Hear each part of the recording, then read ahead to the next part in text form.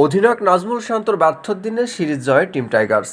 Bangladesh Zimbabwe সিরিজের তৃতীয় ম্যাচে টস জিতে প্রথমে ব্যাট তুলে দেয় সিকান্দার রাজা টাইগারদের হাতে। টসে হেরে প্রথমে ব্যাট করতে এসে নির্ধারিত 20 ওভারের মধ্যে 5টি উইকেট হারিয়ে 165 রানের লক্ষ্য ছুড়ে দেয় জিম্বাবুয়ের সামনে টিম টাইগার্স। জবাবে ব্যাট করতে নেমে নির্ধারিত 20 ওভারেই 156 রান করে জিম্বাবুয়ে। অধিনায়কের ব্যর্থর দিনেও দুর্দান্ত বল হাতে সাইফুদ্দিন। প্রায় 2 বছর পর টি-20 ক্রিকেটে ব্যাক করে জিম্বাবুয়ে সিরিজটাই নিজের করে নিয়েছে সাইফুদ্দিন। 4 ওভার বল করে 42 রান খরচায় 3টি উইকেট তুলে জিম্বাবুয়ের ইকোনমি 10.50 করে। তাছাড়া এদিন জিম্বাবুয়ের বিপক্ষে উইকেট পেয়েছেন বাংলাদেশের সব বোলার।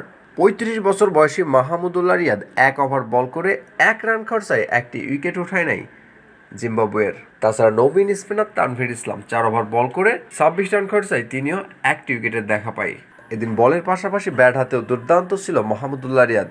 4 বলে 2 বাউন্ডারিতে 9 রান করে 225 স্ট্রাইক রেটে ব্যাট করে এই 33 বছর বয়সী ব্যাটার। দলের সিরিজ জয়ের অন্যতম ভূমিকা রেখেছেন তৌহিদ হৃদয়। 38 বলে 5 বাউন্ডারিতে 57 রান করে দলকে জয়ের বন্দরে পৌঁছে দেয় তৌহিদ হৃদয়। দীর্ঘদিন পর রানে ফিরেছে লিটন কুমার দাস।